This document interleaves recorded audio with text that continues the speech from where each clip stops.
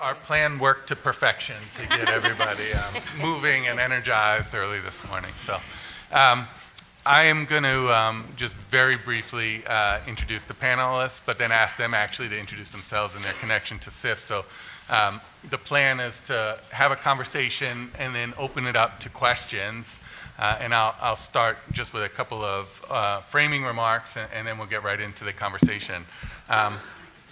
But the first person I would just flag who's on the panel, and first because she's my boss, is Mindy Tarlow, Director of the Mayor's Office of Operations. We have Gordon Berlin, the President of MDRC, and Lourdes Castro Ramirez, the President and CEO of the San Antonio Housing Authority. So we have an august panel, very fortunate to have them, and as I say, I'll let them say a little bit more about their backgrounds and connection to SIF in a minute. So we're almost 4 years now into the SIF history. And we're starting to get answers about the projects and programs and what's working and what are the challenges. But one of the sort of fundamental questions that we continue to grapple with is the theory of change of SIF itself and the role of innovation funds and the connection of innovation funds and demonstration projects to scale and to the nature of the challenges that are large and significant. In CEO's most recent poverty report in New York City, which covers the period up through 2012, we found that the city's poverty rate in that year stood at 21.4%, and that when combined with the near poor, those who are at under 150% of CEO's poverty level, the rate was a full 45.6% of city residents. And so these numbers are bracing. And it's true even for that the challenges extend to New Yorkers who are working. 8% of New Yorkers who work full-time, year-round, live in poverty. And so in New York City and across the country, fundamental ideals are at stake. Everybody in this room believes, I know, that where you start out should not dictate where you end up. And yet, in this city and in this country, social mobility is becoming more difficult, inequality is growing. And so it's in that context that policymakers and practitioners and advocates and researchers and all of us are doing our work in a context where the scale and challenge is significant. And so it's a challenge to us to think about how our work, wherever we sit, relates in some ways to the full nature of the problems that we're trying to confront. So let's talk about that. And let me open it up and first just ask you each to say a little bit about your background, how you are connected either to this SIF or, I know in the case of Mindy, to other SIFs, and start there. So. All right. Well, thanks, and good morning, everybody, and thank you, Matt. Yes, I'm actually deeply connected to the SIF, which I'm sure you all know is a blessing and a curse. I hail from the other CEO, the Center for Employment Opportunities, which actually had two social innovation funds. The largest was through the Edna McConnell Clark Foundation, but also through REDF in California. The CEO, the Center for Economic Opportunity, was actually is a nonprofit that focuses exclusively on people with criminal records and finding them jobs. And we use the SIF to help us expand both within New York, where our headquarters are based, but also in other jurisdictions, including Tulsa, Oklahoma. So you're not the only person from Oklahoma in the room. Right, despite the fact that I hail from Brooklyn, USA. So I'm deeply connected to the SIF, deeply grateful for the SIF. You know, it's one of those things. I mean, I honestly don't think we could have gotten where we got without the SIF. I also recognize some of its limitations and some of the, just the stress that goes along with being a SIF grantee. So I'm very, very aware and sympathetic to what it's like to be part of the SIF, but but people ask me a lot about what it's like to be in the SIF and, if I would do it again, and the answer is a resounding yes in capital letters with exclamation points. I just think it was an essential catalyzer for us to get where we got, and I think it's just an incredibly important public-private partnership that should continue and should be replicated in different ways. So I'm a big cheerleader around it. Did you want me to keep going, or do we want to go down the list and then come back? Down the list. Gordon? I'm Gordon Berlin, and I'm pleased to be here. In fact, it's really a privilege to be able to join people who actually work on the ground on these issues every day. MDRC has been a partner in 2 of the Social Innovation Fund initiatives, the Edna McConnell Clark one that Mindy mentioned, and the CEO SIF. We were founded originally to be an organization focused on learning, testing, developing, and learning what works against some of the most difficult problems that we face. And in many ways, the Social Innovation Fund was a breakthrough for what we do, because it was an effort to really bring the feds, local providers, people who develop and build evidence together to begin to build a network of effective programs that could be taken to scale over time. And it seems to me, if we're really going to make a difference, the concept behind this SIF is really what we all have to do. Because in order to make the world a better place, we actually have to do things that work, and we actually have to do them at scale and maintain the quality of those initiatives when we do them. And we're, like you, learning all the time. It's a huge challenge, but we're really committed and dedicated to working with you to try to move that ball forward at each of those levels. So I'm Lourdes Castro Ramirez, and as the Housing Authority, representing the San Antonio Housing Authority, our connection to SIF is we are one of the Jobs Plus implementation sites. We have been a Jobs Plus implementation site for the last 4 years, and really are grateful to the SIF for the opportunity to demonstrate the effectiveness of this program on the ground. And just sort of as a way of background in terms of my own, how I got here and why I believe in this work. I was the project director for the Jobs Plus Los Angeles program back in about 1999. This was during the height of welfare reform, where there was a lot of innovation and focus on looking at ways to increase employment, to increase economic stability.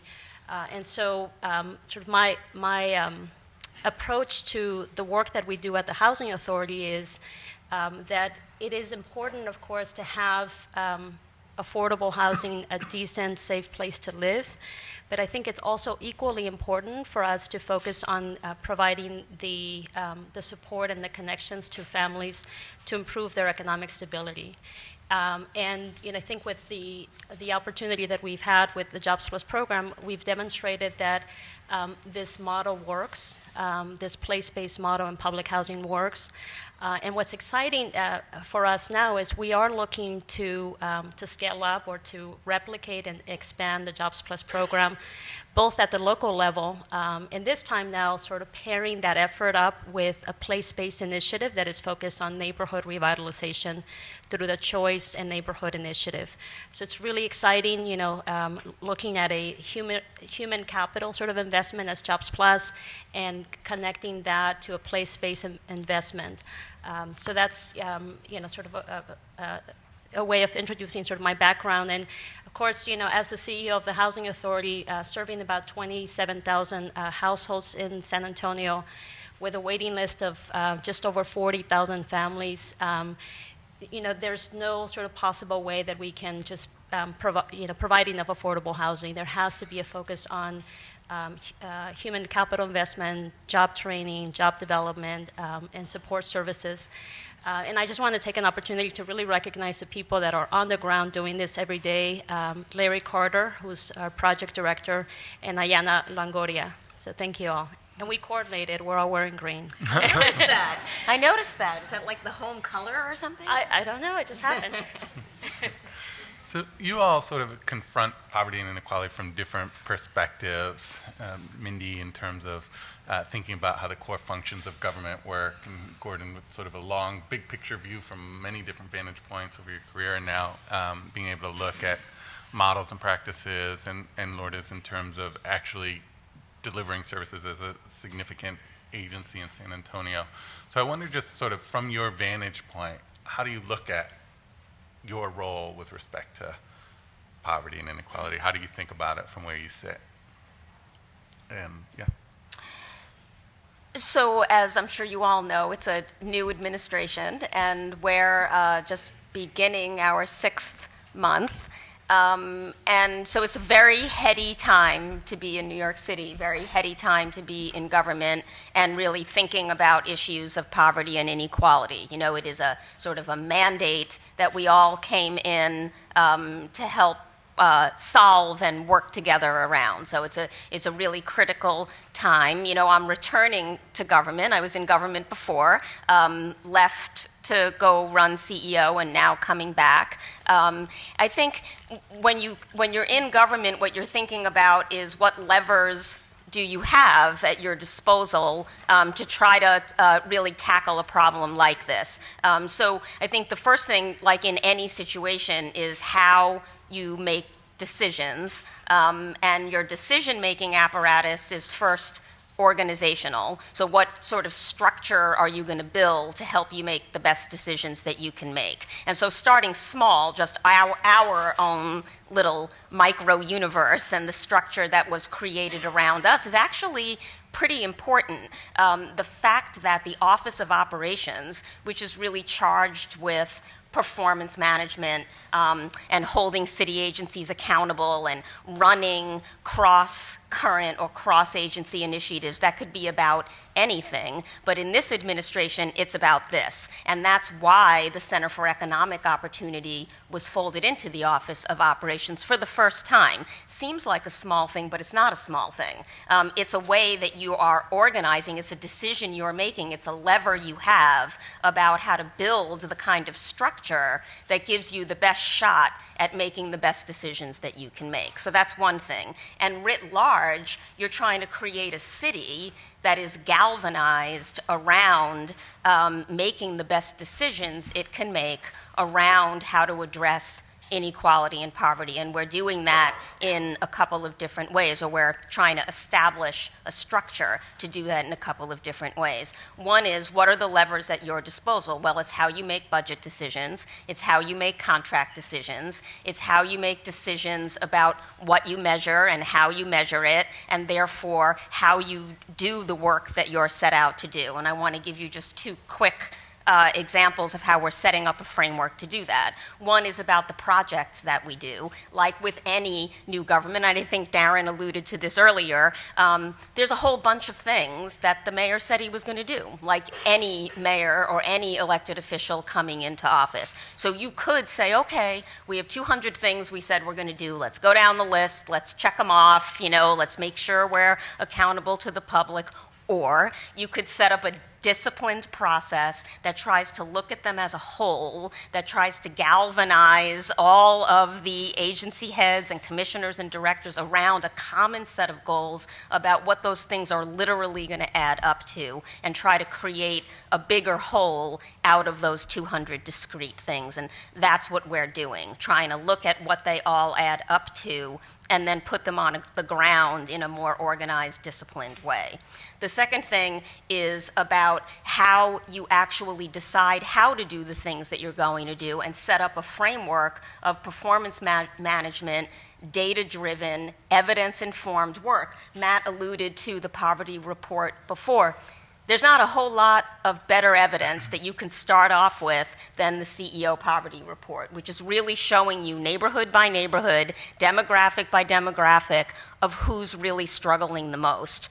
And you can start there and say, we're going to do something about this. We have the evidence, we know where it is, we know who it is, this is where we're going to begin. So it's really about the power you have to make decisions, the power you have to focus on evidence and data when you're making those decisions, and the power you have to use the levers at your disposal, budget, contracts, how and what you measure, the agency heads you have, the structure you have as a government to pull people together around this common set of goals, so that you're not just doing things in tiny little pieces and tiny little silos, but that you're trying to do something collectively around real data and real project management, so that at the end of the day, you literally and figuratively know what it all added up to. And that's the structure that we're trying to create in these early days.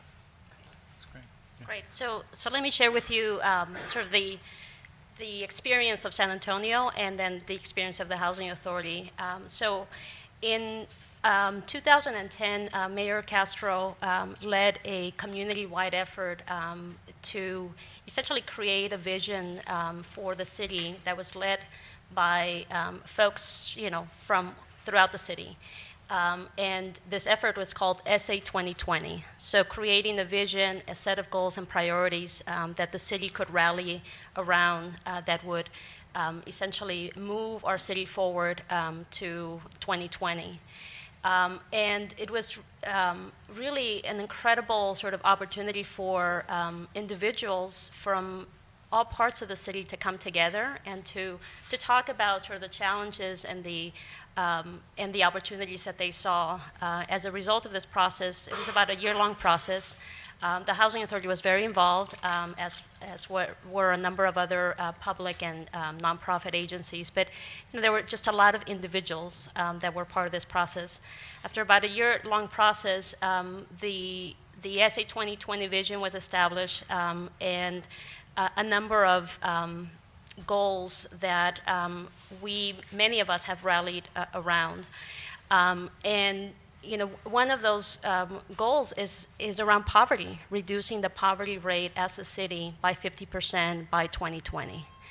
And so we all know that and this was a goal that was identified by folks that were part of this process. So this was in 2010, and there's been a lot of progress made in a number of the goals and the vision sort of areas that were established. And just about maybe 60 days ago, we had a convening to look at this particular measure. Are we having? Has there been a change in poverty? Have we decreased the poverty rate? And we haven't. And so there's been progress around health and wellness. There's been progress around downtown housing development. There's been progress around more sort of inner city reinvestment, but we're still not, having sort of an impact on poverty the way that we sort of envisioned that we would. So we're all sort of gathered around the table trying to figure out what is it? What is it? Why are we having sort of such a difficult time? And I think poverty over time really has changed, right? We're talking about extreme poverty. As an example, a family that's on our waiting list for public housing or Section 8 is making, an average of $7,000 a year, and so we're talking about very very poor families. The face of poverty has also changed. In San Antonio, we've always had a significant Latino population, but I think poverty in general has become much more Latino. And so then there's also sort of issues of immigration that we have to address. I think poverty in San Antonio, similar to maybe what's happening across the country, has also become more, the face is more a single mom raising children. And so, the challenges of childcare, of finding a good school, of, sort of keeping a household together. And also the face of poverty has become many more children, right? So we have a lot more children that are living in poverty. So it can feel sort of daunting, right? But I think it's important to understand when we talk about poverty, who are we talking about? Because we have to figure out, what the strategies will be to address and tackle and take on poverty. And So the experience of the Housing Authority, some of the statistics that I've shared with you are exactly who we're serving. The two Jobs Plus sites, Alasan and Mirasol, 88% of the households are female heads of households, the moms with children. 82% are Latino. And at one of our sites, I think it's as high as 90%. So the Housing Authority's sort of approach has been that we can't do this alone, and it has to be done in coordination with other, in order for us to improve economic stability and improve the outcomes for children, we have to work with the local school district, we have to work with the local workforce agency, and I think the city, as part of sort of SA 2020, is also sort of recognizing that that we have to focus more on systems change, on figuring out how to bring systems together to better address the complexity of poverty and to more sort of effectively improve, conditions. So we're now sort of in the midst of, so what does that look like? How do we do this? And we have been just awarded a planning grant from Living Cities that is doing some of this integration work to look at systems change and systems alignment. So I think the fact that that as a vision was established, we're checking in on goals, we're not making progress on this, and the fact that the folks that are leading this effort really had the courage to say, let's step back. We're not making a dent here. What do we need to do different? I think it's really sort of a reflection of the commitment that we have at the end of the day to fulfilling sort of the vision that the community developed through the SA 2020 plan. So in tackling these problems, it's really important to step back and ask yourself how much you're focused on symptoms versus underlying causes. And this gets, this is really challenging for all of us because a lot of these underlying causes involve a set of macro trends that sometimes we feel powerless to really address directly. But I don't think that we should feel that way. The poverty has economic, social, and cultural dimensions. But for me, I think some of the economic dimensions are the most underlying and causal in nature. And I think those are some of the ones that we most have to focus on. So let me kind of lay out a few of these big picture facts.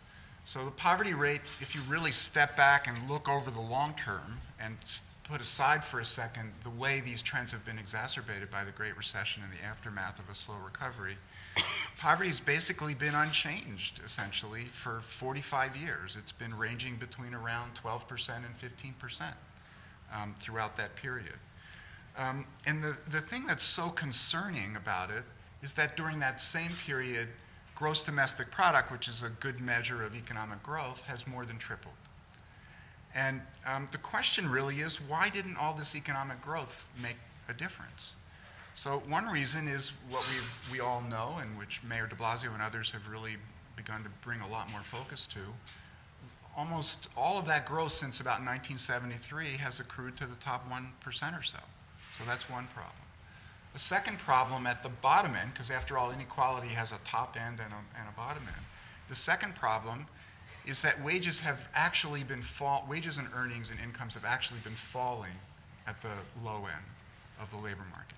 For those with a high school diploma or less, for those living in inner city areas, often for single parents.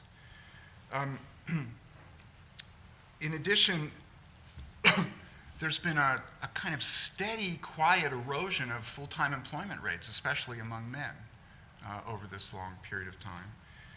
And last, and interrelated with these, and that's why I tend to be more of an economic determinist, there's been this very explosive growth in the rise in single-parent households over this 40-year period in both divorce and out-of-wedlock childbearing.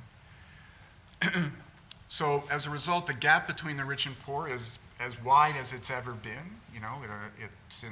We're now in the robber baron era, basically. Average real earnings, after having risen steadily, it was as if we were all on an up escalator, right? From 1947 to 1973, every year, earnings, income, GDP, were all growing at about 3% a year.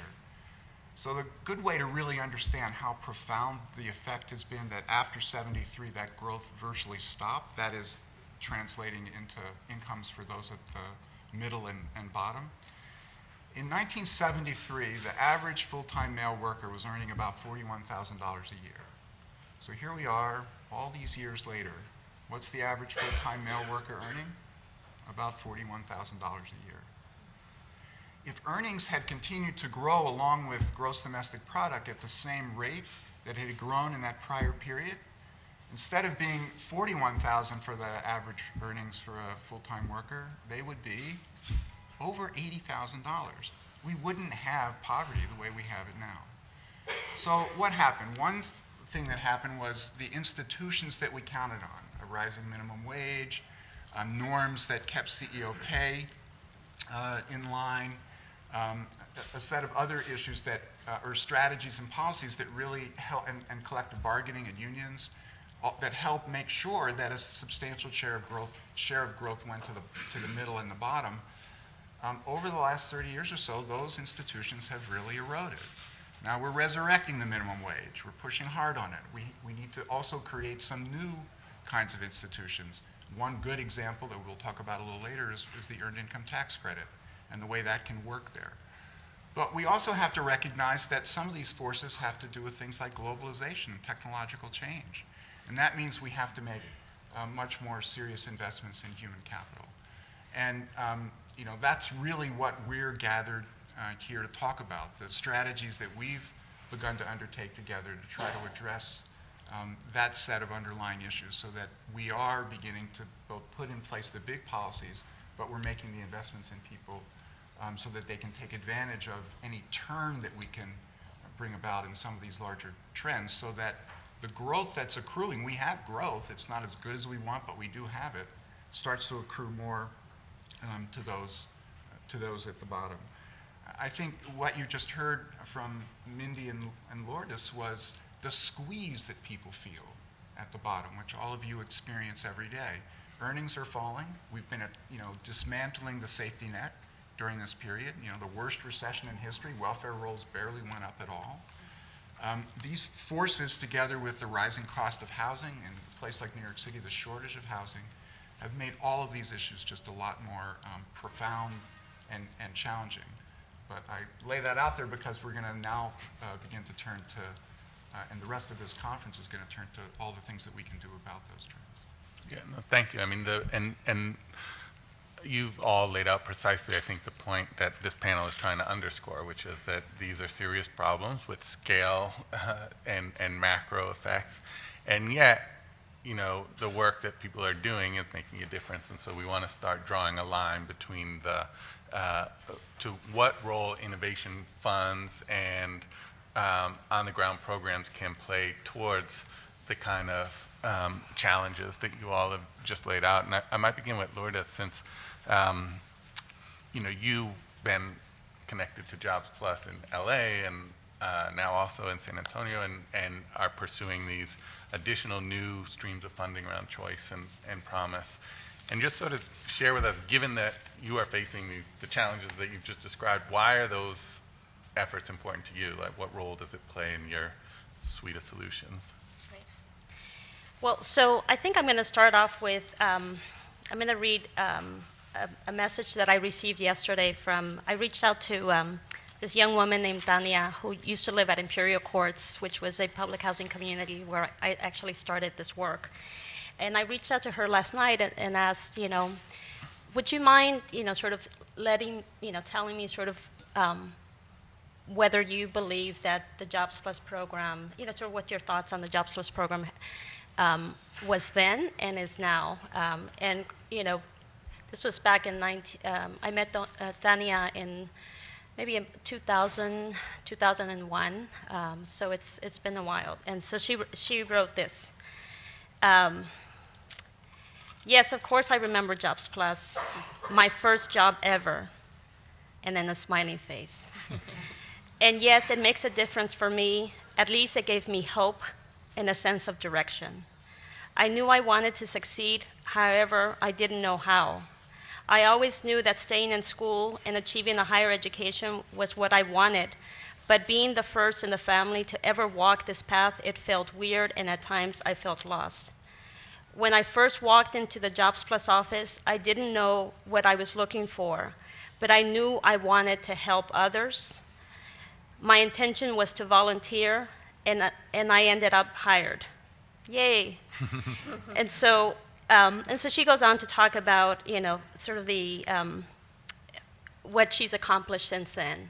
She has a bachelor's degree now. She's actually working full time for the LA City Housing Authority, and when I read her message, of course, it made me cry because, this is really, at the end of the day, this is what the work is all about. It's about being able to provide the tools and support, for individuals to be able to improve their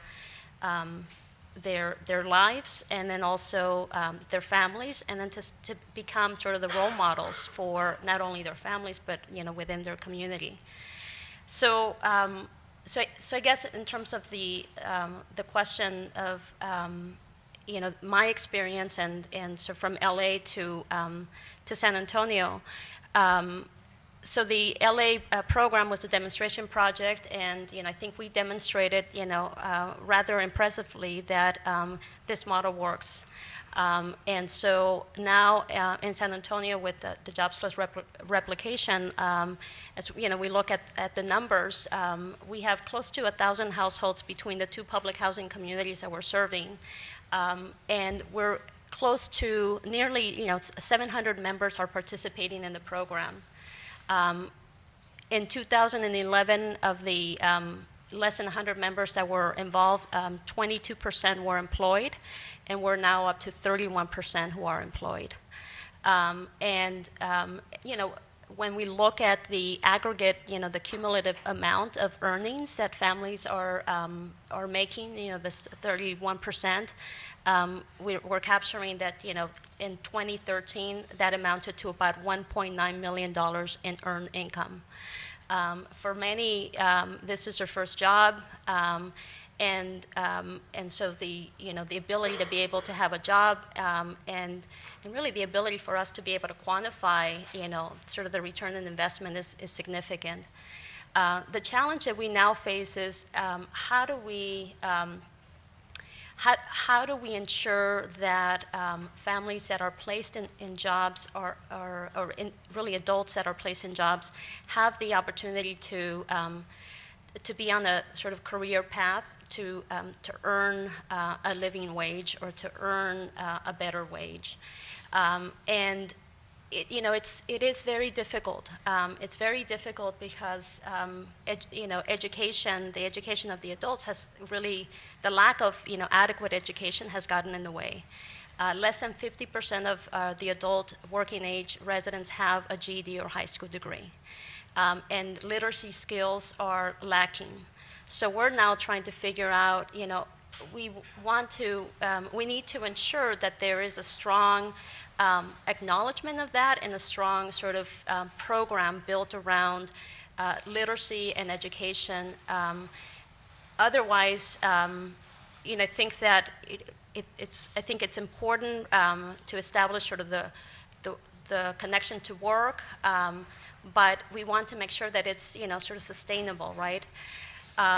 The other important piece for us is when we think about sort of breaking the cycle of poverty, is understanding that while the focus is on working age adults, we have a lot of children, right? We have a lot of children that are part of these families. So just as, in terms of demographics, about 42% of the, within these two communities, 42% of the members are working age adults. 58% are children under the age of 18.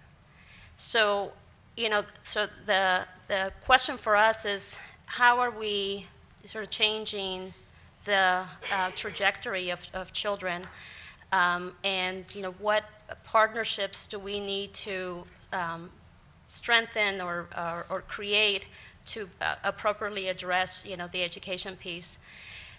What's exciting for San Antonio and for the Housing Authority is we are now looking at expanding Jobs Plus and creating a Jobs Plus program in East San Antonio, where we have sort of a multitude of investment initiatives, all sort of focused on transforming a neighborhood that has been economically challenged for decades, that has, I think, close to 35% poverty rate. It's home to a couple of our public housing communities. We have a Choice Neighborhood initiative that's underway. We also have a Promise initiative that's focused on improving the academic outcomes from not just actually from pre-K through college. And we also have a grant from the Department of Justice that's looking at safety and security. And then most recently, we were the awardee of a Promise Zone initiative that layers on top of that an economic development strategy. So, so I think we have an opportunity. I don't want to call it a laboratory, but I think we have an opportunity to create a model with sort of the layering of these efforts, a model that that sort of demonstrates that people-based investments like Jobs Plus, place-based investments like the transformation of public housing into a mixed-income community, the Promise Initiative, which is also people-based investment, that's really the level of effort that is required to transform sort of a community to a community of choice and opportunity. That's great.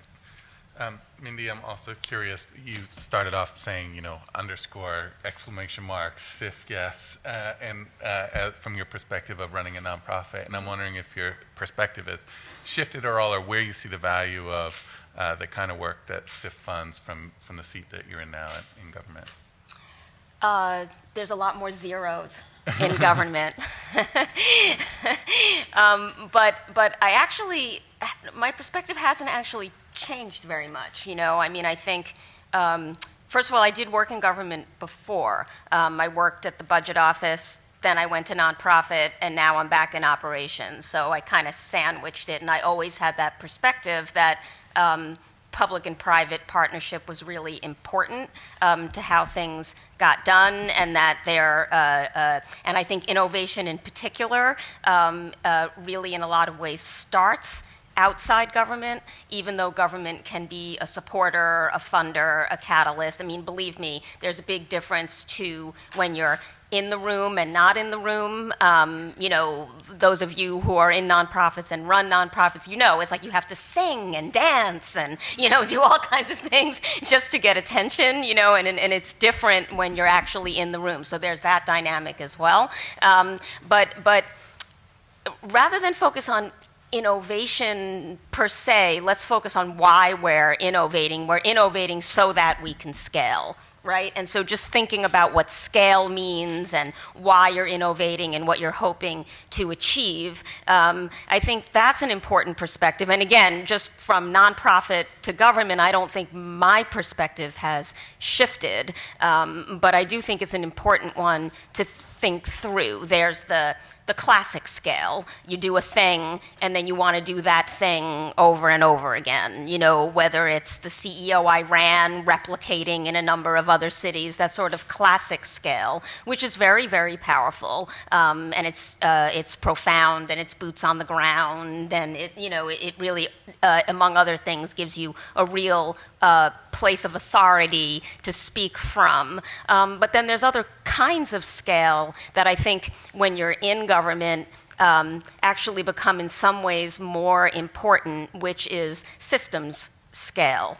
So there's a thing that you're doing in a particular program, and it could be something like, Lourdes, you focused on it before, and Matt, you kind of did too, about sort of knowing who's in poverty, knowing what the population is, where the population is, what programs are important for those specific people and where they are. And that's true across so many disciplines, whether it's criminal justice or welfare or substance abuse or health. There's so much learning that can go on across systems, the way you assess risk and need, the tools you're using around that. Just as one example, there are people who are nailing that, kind of all over the country and internationally. How are they doing it? What tools are they using? What kinds of evaluations occur or exist all across the world around those specific things? And how do you take those nuggets, those system reforms, those tools, and scale those? So it's not just about program scale,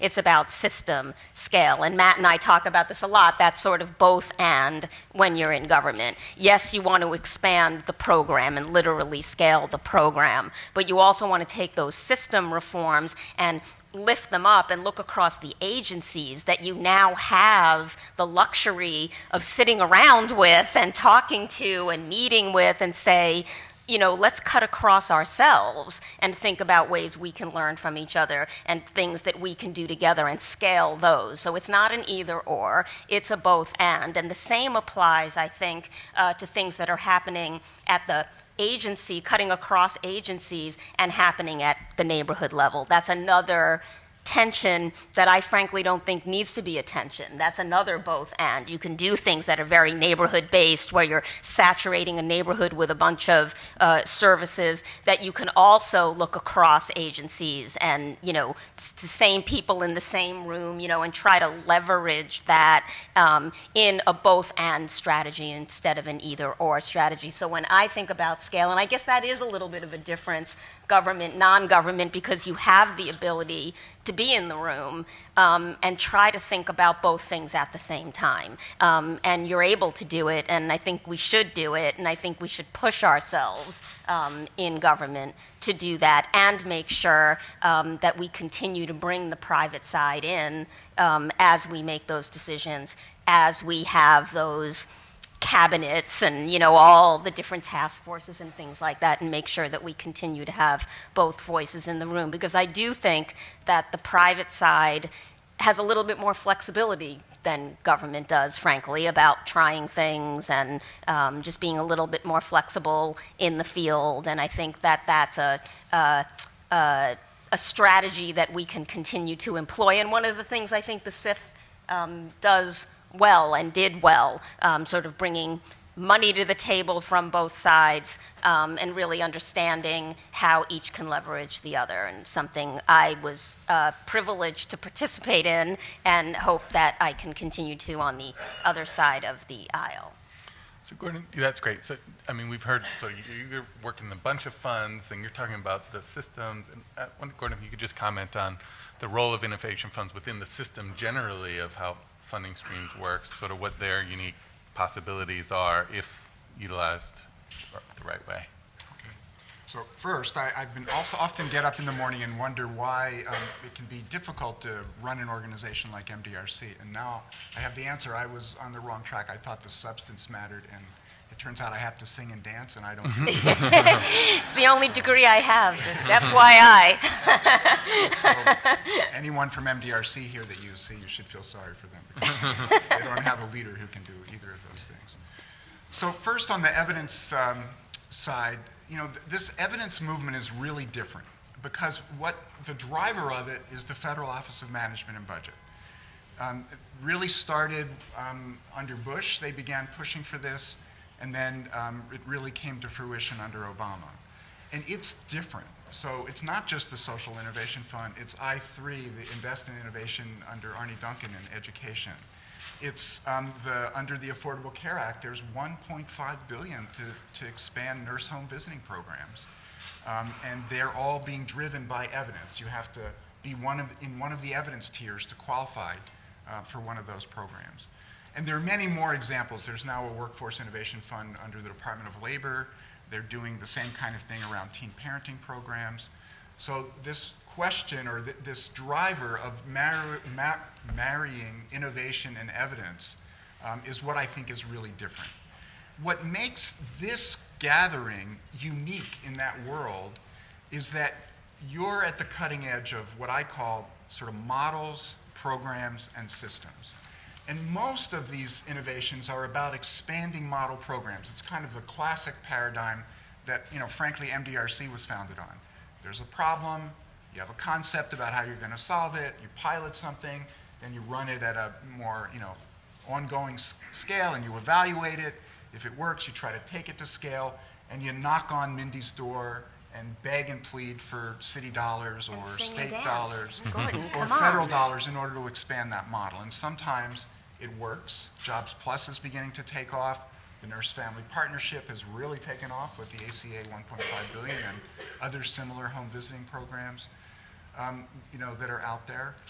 But they're mostly about scaling a program and a model. There's another paradigm, and that paradigm says we're already spending a lot of money in government. So the example I like to use, because it's easily understood, would be something like Head Start. We're spending a lot of money, billions. And we're getting an effect right now that appears to be kind of average, mediocre, not quite what we all had hoped for. But what if it turned out that a quarter of those programs are doing incredibly well, and 50% of them are performing really poorly? If you could figure out what the quarter who do well are doing versus the bottom half, you'd really have a change agenda, a systems change agenda that could revolutionize what we're able to deliver with the resources that we already have. And the CEO SIF process that you all are engaged in, to my mind, is uniquely positioned because you're in government and you're sponsoring these innovative initiatives, you're bringing evidence to bear, and you're using that information to decide what to scale. I've certainly seen that happen in New York City. The CEO process has been very specific, or very focused on identifying what works, getting extra dollars for that. They've run a program called ASAP it's a community college initiative.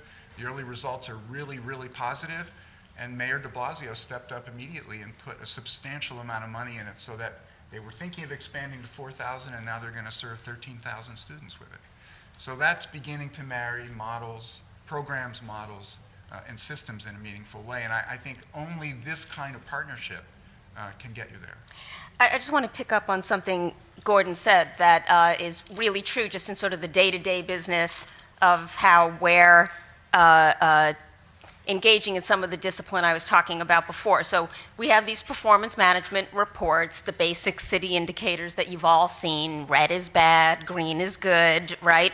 And most people are just used to talking about the red. Here's the thing that's going badly, here's what's going wrong, and that's just only half the discussion, because you've got things that are going well, things that are not going well. To your point about some Head Starts are doing well, some Head Starts aren't doing well, let's focus on the green too, because there's very likely things that are going well that can inform the things that aren't going well, so that you can lift up the things that aren't going well. And often, and somebody said this before, I think it might have been Matt in his introduction, often it's about people.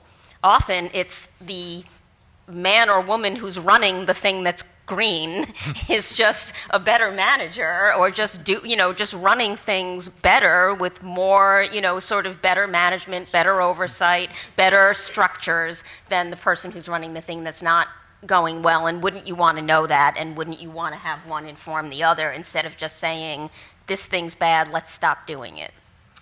Simple thing. I wanted to just add one point that I think illustrates the nature of this partnership, and it speaks to the funders who are in the room.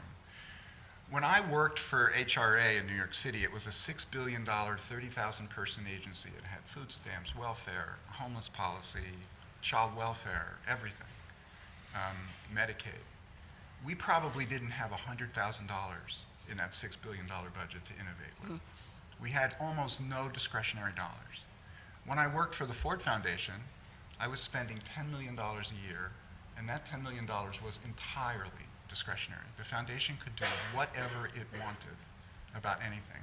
And what is really, that is just a huge problem that government faces, which it never gets credit for or understanding about. You can't innovate when you don't have some flexible dollars. And the really nice thing about these SIF strategies is that we've been given the resources to begin to try to be flexible and to innovate. I was also going to make a comment on sort of the opportunity that we have with Mayor Castro going through the confirmation process to lead HUD, HUD recognizing that Jobs Plus, there's that Jobs Plus not only has had impact, but there's evidence that has built around it. I think we can't sort of underestimate the importance of having sort of the opportunity to test, and then sort of in Mayor Castro's sort of circumstance now, the opportunity to maybe scale this program to a much larger sort of to a much larger level. The current, sort of HUD budget allocates about $15 million for a Jobs Plus replication across the country. But I'm really hopeful that over time, that dollar amount will increase. So the other important piece as a housing authority in terms of flexibility, we are a moving to work agency. We are an MTW agency, and as an MTW agency, we are also, we in return for some regulatory relief, we have the opportunity to test and be innovative and come up with programs that allow us to serve the needs of the families that we're serving. So I think within government, within public institution like a housing authority, having sort of the ability and the flexibility to be able to also to innovate and to look at ways to show that work does pay, to look at to suspend some regulations that may come across to our families as punitive.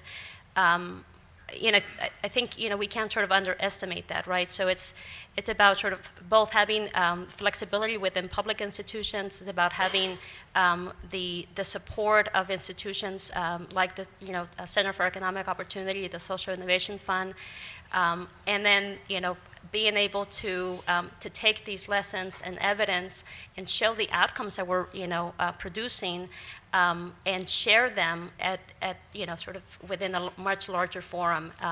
So from my vantage point, I think it's very exciting that Mayor Castro sort of stepping into this role, having the experience and knowledge of Jobs Plus, at the local level. So I'm very optimistic about sort of the future. I want to open it up to questions. These folks made it easy. I didn't have to ask any questions there at the end. But I want to, if there are any burning issues from the audience, we're going to run just a couple minutes over if we have to.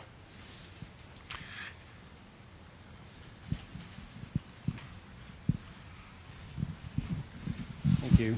When we first began planning the New York City SIF as a multi-city initiative, not just a New York City initiative, there was a vision that it was important to have evidence from a variety of locations and kind of the beginnings of a network of cities that were working on similar problems in similar ways, to help make a case at the federal level for reform and more institutionalized change, with the recognition that most of the money that cities are going to need to address some of these daunting problems are going to have to come from the federal government.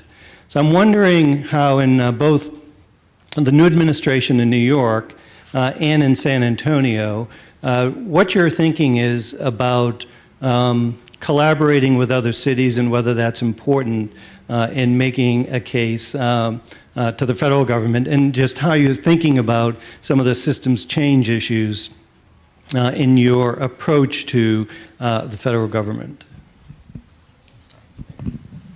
Yeah, well, so from San Antonio, I think it's I mean, we say with pride and joy that we have funding from New York, and and so we are San Antonio is the 7th largest city in America, but I don't know that most people know that. So being able to have a sister city like New York that is funding anti-poverty programs, that's supporting programs not only here in New York, but also supporting programs in San Antonio, gives us in some way. Even more sort of a credibility, and it emboldens us, I guess, in some ways. So it's I think it's very important, and the collaboration and the exchange of information between our sites, learning across cities. Adapting to the program to address things that maybe we weren't anticipating. I think that's that's really, you can't really underestimate that. It's very important, and I would say that from a federal level and the local level, under this under President Obama's administration, there has been collaboration across federal agencies like I've never seen before. And we've talked about this, right? The Department of Education, working with the Department of Housing, working with the Department of Health and Human Services, working with the Department of Transportation, looking at how to fund initiatives at the local level together. And at the local level in San Antonio, there's been really a commitment to collaboration across agencies and to learning to work together in a different manner. And so I think now it's about, so how do we sustain this over time, and what are the changes that we need to do with, that we need to make, both within sort of the culture of our agencies, but also within the policies that the city, is crafting or moving forward. So that's sort of where we're at. The challenge for us now is getting our state to be in alignment with the federal and the local, right? Because we have a state that is,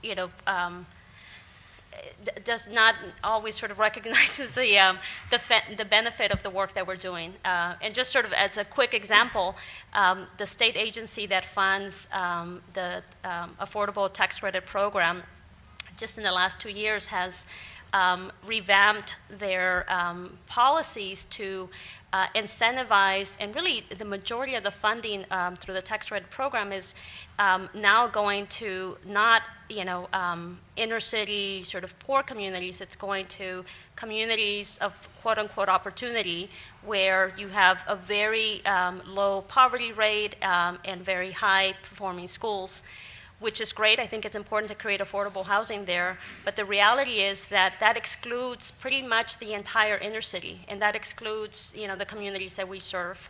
And so for us now, it's sort of the challenge of bridging the gap. I think the federal level support is there, the local level collaboration, and systems and policy changes are occurring, and now it's making sure that the resources that are controlled by the state also support those efforts.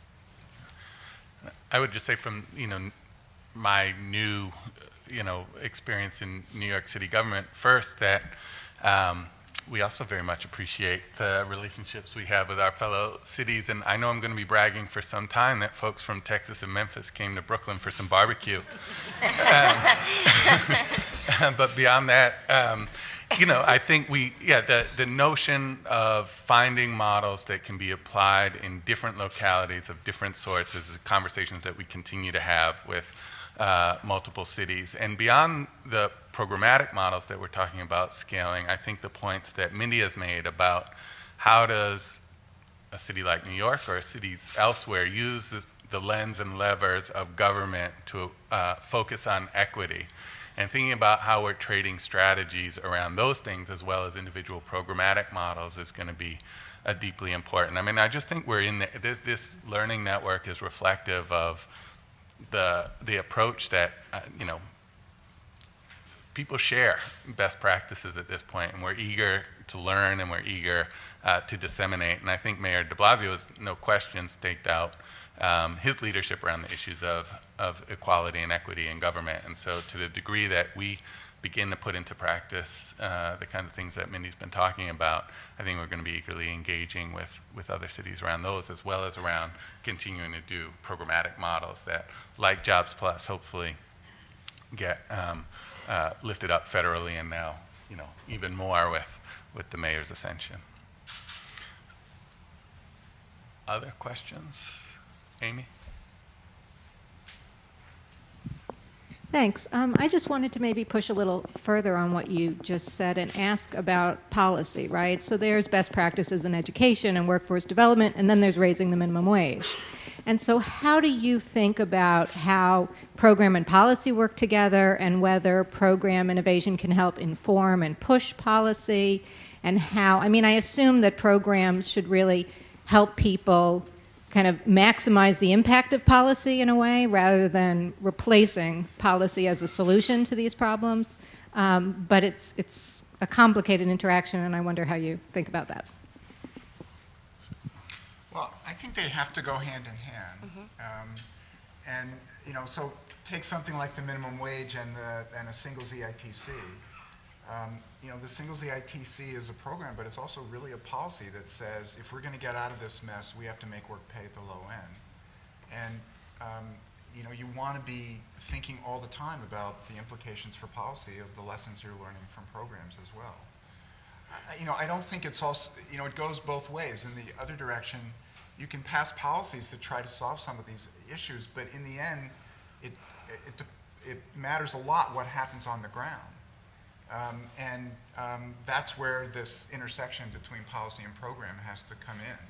So to my thinking, when we start to learn something works, we have this very intensive process that we are actually in the middle of revamping, in which we're trying to get key stakeholders. We want to know when we start any initiative who controls the dollars, what their legislative authority is.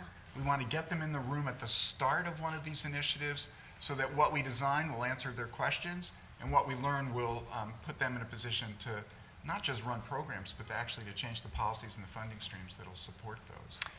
Yeah. And that's kind of an idealized view of it, but I really think the two have to go hand in hand. And I would completely agree with that, and I actually personally experienced it. That when I was saying that sort of authority that comes with having the boots on the ground, that's a real thing. And when you can get up there and say, alongside, if Gordon and I are out there talking to the world about something like workforce development for the truly hard to employ, to be able to double team almost and say, no, we're out there and we're doing it, and here's how it's actually going in real time. And I don't think it's unusual for Lourdes to having reached out to somebody who was in her original Jobs Plus program and reading an email from a person who actually benefited from the program. Those things are real, and they actually happen. And when you're trying to influence policymakers to be able to say this happened and this is working, and then combine it with research and combine it with evidence, they do actually have to go together, I think, in order for things to really take shape and take hold and mutually reinforce each other. I think it's exactly right. Just one interesting thing. There's a terrific paper that Belle Sawhill wrote recently about the EITC and the minimum wage, and she actually shows that if the minimum wage were to rise, the actual cost of expanding the EITC for singles and for second earners in families and doing some other things actually goes, it really is mitigated by the fact that the minimum wage is also higher, and it just is a really good example of how those things can work together. Final questions? Well, if not, please join me in thanking the panelists, and we'll take a quick break.